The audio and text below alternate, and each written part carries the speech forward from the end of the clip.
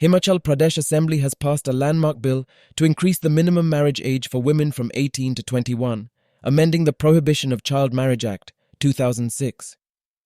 Raising the marriage age aims to offer women more educational and career opportunities, prevent early marriages, and address health concerns related to early motherhood.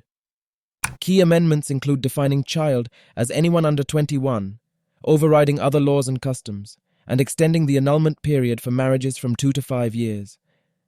The new law aims to enhance women's rights by providing more time for education, career establishment, and improving maternal and child health outcomes.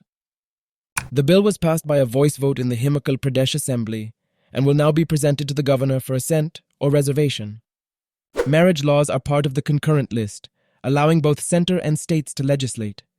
State laws inconsistent with central laws are void unless given presidential assent.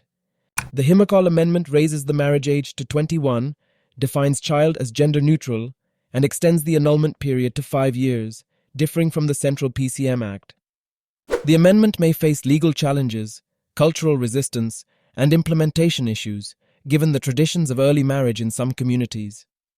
Health, Social Justice, and Empowerment Minister Daniram Shandil highlighted that early marriages hinder women's education and career prospects, necessitating the change. The new law has overriding effect, superseding contradictory provisions in other laws and customs, ensuring uniform application across Himachal Pradesh. Similar legislative processes have been followed in Uttarakhand for the Uniform Civil Code, and at the national level for discussions on raising women's marriage age uniformly. Governor Shiv Pratap Shukla will decide whether to reserve the bill for the President's consideration. If assented, the state government will implement and enforce the new law.